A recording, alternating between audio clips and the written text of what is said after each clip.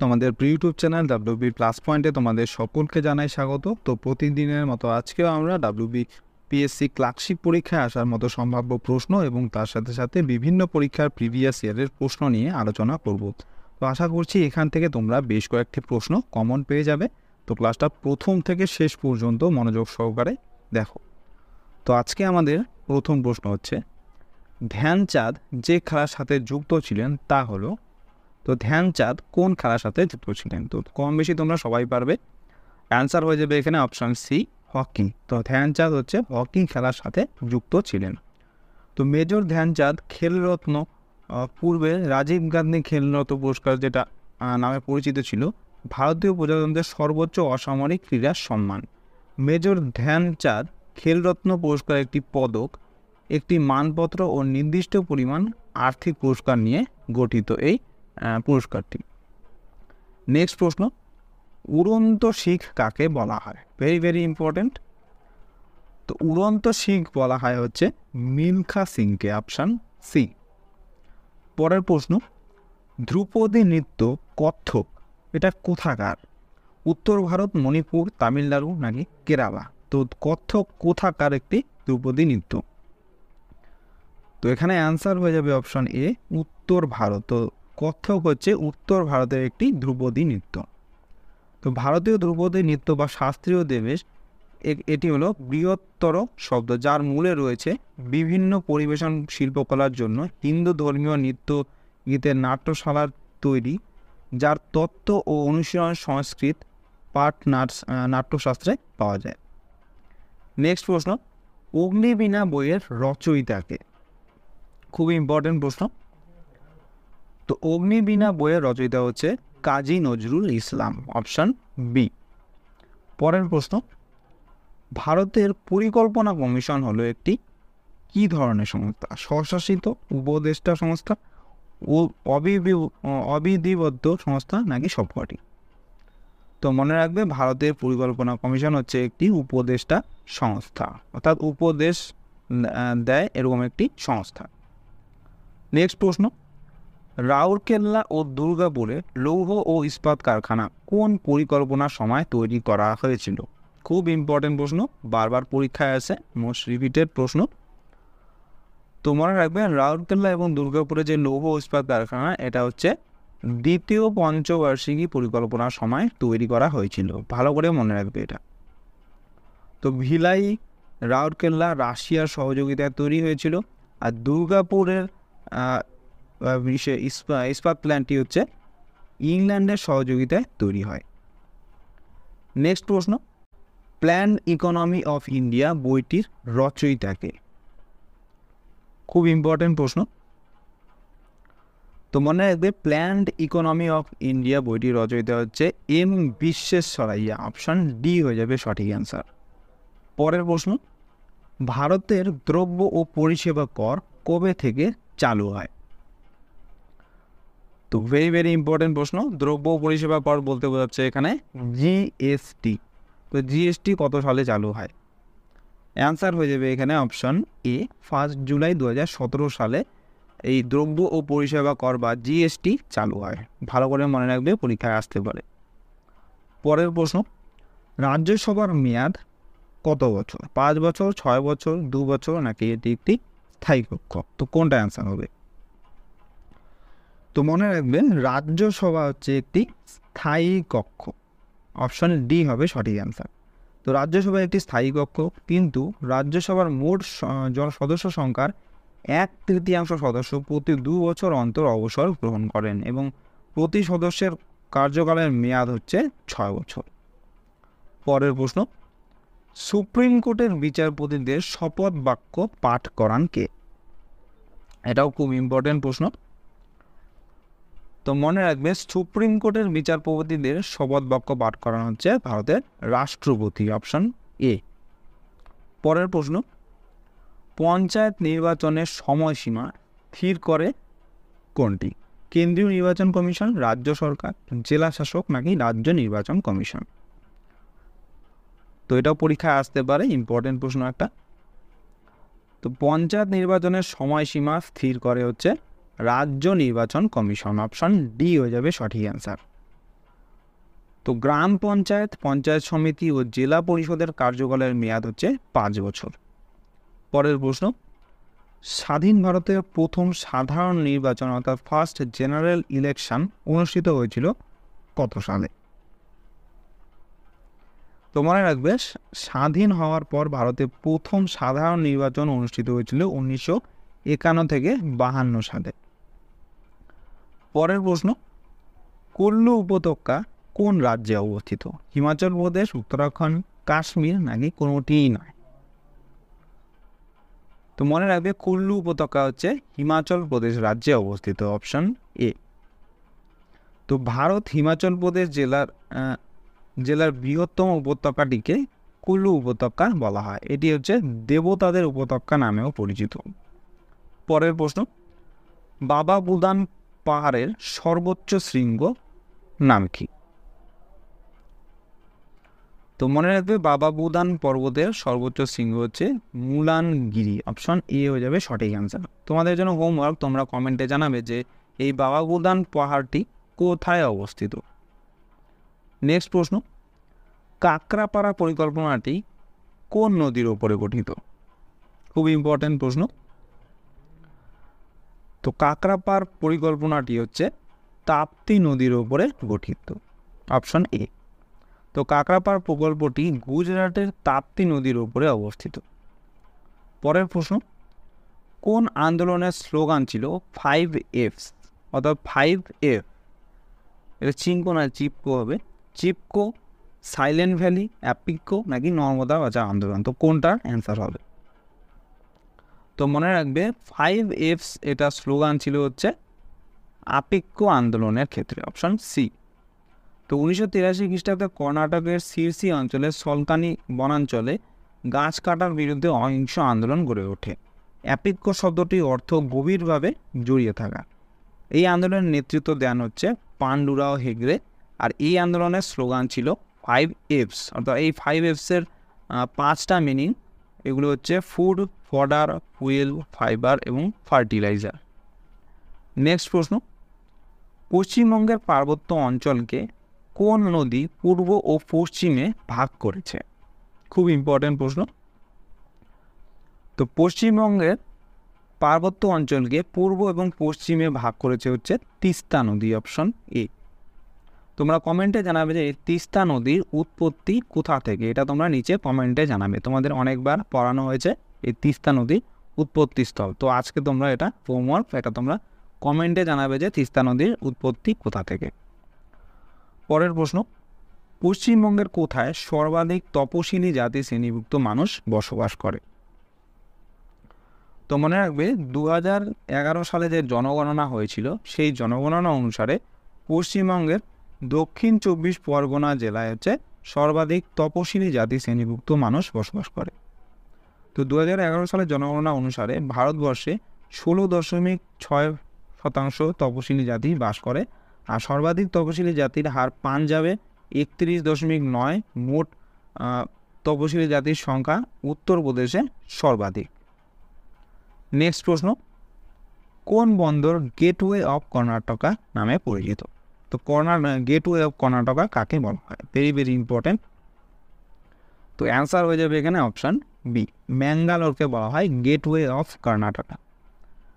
Next প্রশ্ন, কোন পর্বতশ্রেণী পশ্চিমবঙ্গের দার্জিলিং জেলাকে নেপাল থেকে বিচ্ছিন্ন করেছে? খুবই ইম্পর্টেন্ট প্রশ্ন, পরীক্ষায় এরকম প্রশ্ন আসতে পারে।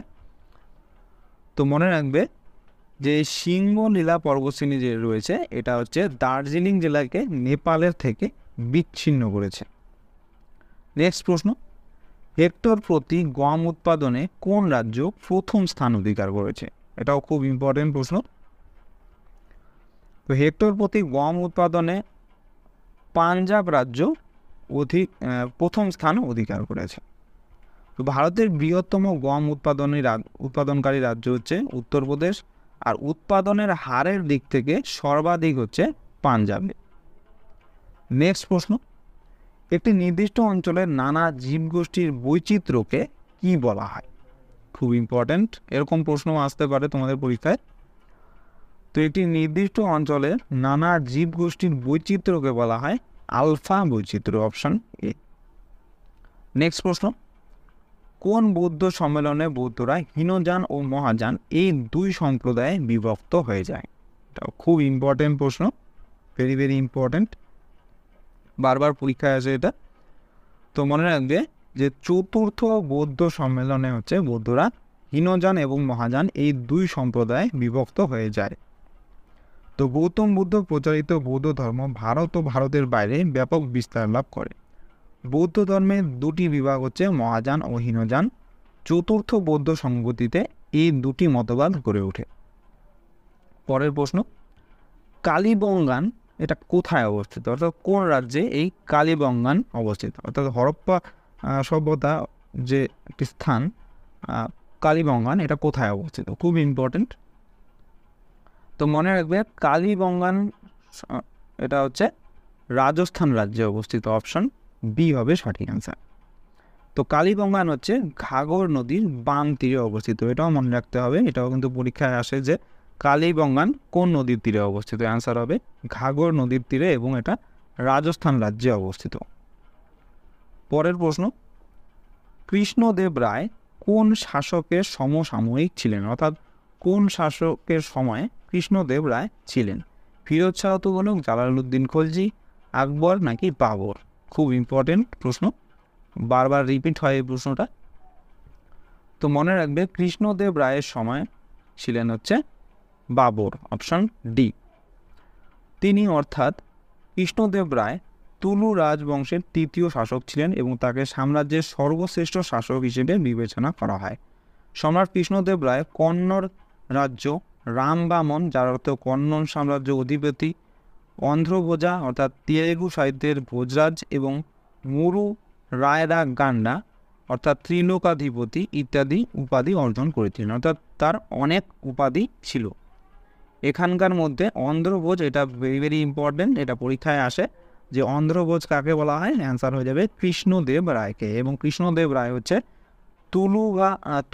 তুলুভা রাজবংশের তৃতীয় শাসক ছিলেন, এটা মনে রাখবে।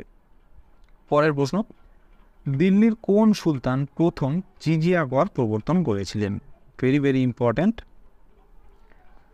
তো মনে রাখবে কুতুবউদ্দিন আইবক তিনি হচ্ছে জিজিয়া করটি প্রবর্তন করেছিলেন। পরের প্রশ্ন, তুঘলকনামা কে রচনা করেন? তো সঠিক অ্যান্সার হয়ে যাবে এটার অপশন বি, আমির খসরু। আমির খসরু হচ্ছে তুঘলকনামা রচনা করেন। তো বিখ্যাত সুফি কবি আমির খসরু ঐতিহাসিক গ্রন্থ তুঘলকনামা রচনা করেন। এটি গিয়াসউদ্দিন তুঘলক এবং তুঘলক বংশের অন্যান্য রাজাদের সম্বন্ধে রচিত হয়েছিল। পরের প্রশ্ন, দ্য ব্ল্যাক হোল ট্র্যাজেডি 1756 সালে এটা কোন শহরে ঘটেছিল? খুব ইম্পর্টেন্ট। তো মনে রাখবে দ্য ব্ল্যাক হোল ট্র্যাজেডি যেটা 1756 সালে হয়েছিল এটা হচ্ছে কলকাতাতে ঘটেছিল। এটা নবাব সিরাজউদ্দৌলার সময়কালে এটা ঘটেছিল, যাকে বলা হয় বাংলাতে বলা হয় অন্ধকূপ হত্যা। এটা 1756 সালে কলকাতায় হয়েছিল। পরের প্রশ্ন, ইয়ং বেঙ্গল আন্দোলনের প্রধান প্রেরণাদাতা কে ছিলেন? খুবই ইম্পর্টেন্ট প্রশ্ন এটাও। তো ইয়ং বেঙ্গল আন্দোলনের প্রধান প্রেরণাদাতা ছিলেন হচ্ছে H.V. ডিরোজিও, অর্থাৎ হেনরি লুই ভিভিয়ান ডিরোজিও। ইনি হচ্ছে ইয়ং বেঙ্গল আন্দোলনের প্রধান প্রেরণাদাতা ছিলেন। পরের প্রশ্ন, তিন কাঠিয়া ব্যবস্থার বিরুদ্ধে প্রতিবাদ জানিয়ে কোন সত্যাগ্রহে গান্ধীজি অংশগ্রহণ করেছিলেন? এটাও কিন্তু খুব ইম্পর্টেন্ট প্রশ্ন, তোমরা লাইভ কমেন্টেও অ্যান্সার করতে থাকো। তো মনে রাখবে তিন কাঠিয়া ব্যবস্থার বিরুদ্ধে প্রতিবাদ জানিয়ে গান্ধীজি হচ্ছে চম্পারণ সত্যাগ্রহে অংশগ্রহণ করেছিলেন। Option C. তো মহাত্মা গান্ধীর নেতৃত্বে চম্পারণ সত্যাগ্রহ দ্বারা তিন কাঠিয়া ব্যবস্থাকে চ্যালেঞ্জ করা হয়েছিল। এটি ভারতীয় স্বাধীনতা আন্দোলনের একটি জলাবদ্ধ মুহূর্ত হয়ে ওঠে এবং এটির ভিত্তিতে কৃষকদের 20টি অংশের মধ্যে 3টি অংশে নীল চাষ করতে হয়েছিল। অন্যথায় একজন কৃষককে 20 কাঠার মধ্যে 3 কাঠা নীল চাষ করতে হয়েছিল। নেক্সট প্রশ্ন, গান্ধীজি ইয়ং ইন্ডিয়া পত্রিকা মারফত কবে 11 দফা সংস্কারের প্রস্তাব পেশ করেছিলেন? খুব ইম্পর্টেন্ট প্রশ্ন। এখান থেকে তোমাদের অনেকগুলো দুটো প্রশ্ন হয়ে যাচ্ছে যে গান্ধীজি ইয়ং ইন্ডিয়া পত্রিকা প্রকাশ করতেন এবং এই পত্রিকা মারফত 11 দফা সংস্কারের প্রস্তাব পেশ করেছিলেন তিনি হচ্ছে 1930 সালের 3রা জানুয়ারিতে। অপশন সি হয়ে যাবে সঠিক অ্যান্সার। পরের প্রশ্ন, কোন ভাইরাসের আক্রমণে জন্ডিস রোগ হয়? এটা তো তোমরা কম বেশি সবাই পারবে। অ্যান্সার হবে এখানে অপশন বি, হেপাটাইটিস ভাইরাসের আক্রমণে জন্ডিস রোগ হয়। তো আমাদের দেহসহ সারা বিশ্বেই জন্ডিসের প্রধান কারণ হলো হেপাটাইটিস ভাইরাসগুলো। তবে উন্নত দেশগুলোতে অতিরিক্ত মদ্যপানের প্রভাবে জন্ডিস দেখা দেয়। নেক্সট প্রশ্ন, এক্স রে নিচের কোনটিকে ভেদ করতে পারে না? সীসা, কাঠ, অ্যালুমিনিয়াম নাকি মাংসপেশি? তো মনে রাখবে এক্স রে হচ্ছে কাঠ, অ্যালুমিনিয়াম, মাংসপেশি এগুলো সবই ভেদ করতে পারে, কিন্তু সীসা ভেদ করতে পারে না। অপশন এ হবে সঠিক অ্যান্সার। তো রঞ্জন রশ্মি বা এক্স রে 1895 সালে আবিষ্কার করেছিলেন উইলহেম কনরাড রন্টজেন। নেক্সট প্রশ্ন, নিচের মৌলগুলির মধ্যে কোনটি ভঙ্গুর প্রকৃতির? প্লাটিনাম, সালফার, তামা নাকি সোনা? তো প্লাটিনাম, তামা, সোনা এগুলো অভঙ্গুর। একমাত্র সালফার, অপশনগুলির মধ্যে একমাত্র সালফারই হচ্ছে ভঙ্গুর প্রকৃতি। নেক্সট প্রশ্ন, সালোক সংশ্লেষে নিম্নোক্ত কোন প্রক্রিয়াটি ঘটে? খুব ইম্পর্টেন্ট প্রশ্ন। অপশন হচ্ছে কার্বন ডাইঅক্সাইডের জারণ, জলের জারণ, জলের বিজারণ নাকি NH4-এর অর্থাৎ NH3 হবে এটা, নাকি অ্যামোনিয়ার বিজারণ। তো কোনটা অ্যান্সার হবে? তো মনে রাখবে সালোক সংশ্লেষে হচ্ছে H2O-র জারণ হয়, অর্থাৎ জলের জারণ হয়। তো সালোক সংশ্লেষে একটি জৈব রাসায়নিক প্রক্রিয়া। এই প্রক্রিয়ায় জল জারিত হয়ে অক্সিজেন উৎপন্ন করে এবং কার্বন ডাইঅক্সাইড বিজারিত হয়ে গ্লুকোজ উৎপন্ন করে। এই কারণে সালোক সংশ্লেষকে জারণ বিজন বিক্রিয়া বলা হয়। এখানে মনে রাখার বিষয় হচ্ছে এই পয়েন্ট দুটো ভালো করে মনে রাখবে যে জল জারিত হয়ে অক্সিজেন উৎপন্ন করে আর কার্বন ডাইঅক্সাইড বিজারিত হয়ে গ্লুকোজ উৎপন্ন করে, অর্থাৎ জল থেকে অক্সিজেন পাওয়া যায় আর কার্বন ডাইঅক্সাইড থেকে গ্লুকোজ পাওয়া যায়। এই দুটো ভালো করে মনে রাখবে। পরিবাহীর রোধ কিসের সমানুপাতিক? তড়িৎ প্রবাহ, বিভব পার্থক্য, পরিবাহীর আয়তন নাকি পরিবাহীর দৈর্ঘ্য? তো মনে রাখবে পরিবাহীর রোধ হচ্ছে পরিবাহীর দৈর্ঘ্যের সাথে সমানুপাতিক, অর্থাৎ পরিবাহীর দৈর্ঘ্য যতটা বাড়ানো যাবে তার রোধও ঠিক ততটাই বাড়বে। নেক্সট প্রশ্ন, সবচেয়ে হালকা ধাতু কোনটি? এটা তোমাদের আগেও অনেকবার পড়ানো হয়েছে, তো তোমরা অ্যান্সার করতে পারবে যারা ক্লাস নিয়মিত দেখো। তো সবথেকে হালকা ধাতুটির নাম হচ্ছে লিথিয়াম। Option C. পরের প্রশ্ন, একটি তরল ধাতু হলো, এটাও তো সোজা প্রশ্ন, সবাই পারবে। অ্যান্সার হয়ে যাবে অপশন বি, পারদ। পারদ হচ্ছে একটি তরল ধাতু। তো সমস্ত ধাতু ঘরের তাপমাত্রায় কঠিন অবস্থায় বিদ্যমান। পারদ হলো একমাত্র ধাতু যা ঘরের তাপমাত্রায় তরল অবস্থায় থাকে এবং এর সাথে সাথে মনে রাখবে ব্রোমিন হচ্ছে একটি তরল অধাতু। নেক্সট প্রশ্ন, কলকারখানা থেকে নির্গত তরল আবর্জনায় কি থাকে? সোনা, লোহা, অ্যালুমিনিয়াম নাকি ক্যাডমিয়াম? তো মনে রাখবে কলকারখানা থেকে নির্গত তরল আবর্জনায় বিশেষ করে থাকে হচ্ছে ক্যাডমিয়াম। এটা হচ্ছে খুবই ক্ষতিকারক। আর তোমরা নিজে কমেন্টে জানাবে যে জলে ক্যাডমিয়াম বা শরীরে ক্যাডমিয়াম প্রবেশের ফলে আমাদের কোন রোগটি হয়, এটা তোমরা নিচে কমেন্টে জানাবে। তোমাদের আগেও পড়ানো হয়েছিল, তাই এটা তোমাদের হোমওয়ার্ক। নেক্সট প্রশ্ন এবং আজকের ক্লাসের লাস্ট প্রশ্ন, তো জুরাসিক পার্ক বইটি কে লিখেছেন? জুরাসিক পার্ক তোমরা তো অবশ্যই দেখেছো, মুভি, ডাইনোসরের মুভি জুরাসিক পার্ক। তো এটা একটা বই থেকে নেওয়া হয়েছে। তো এই জুরাসিক পার্ক বইটি কে লিখেছেন? ভেরি ভেরি ইম্পর্ট্যান্ট, পরীক্ষায় আসতে পারে। তো জুরাসিক পার্ক বইটি লিখেছেন হচ্ছে মাইকেল ক্রিকটন। তো মাইকেল ক্রিকটন হচ্ছে জুরাসিক পার্ক বইটির রচয়িতা। তো বন্ধুরা, এই ছিল আজকে আমাদের WBPSC ক্লার্কশিপের স্পেশাল জিকে ক্লাস। তোমাদের কেমন লাগলো অবশ্যই কমেন্ট করে জানাও। ভালো লেগে থাকলে অবশ্যই একটি লাইক করো এবং যদি চ্যানেলে নতুন হয়ে থাকো তাহলে চ্যানেলটিকে অবশ্যই সাবস্ক্রাইব করে রাখো এরকম আরও ক্লাসের জন্য। তোমাদের সাথে দেখা হচ্ছে নেক্সট ক্লাসে। ধন্যবাদ।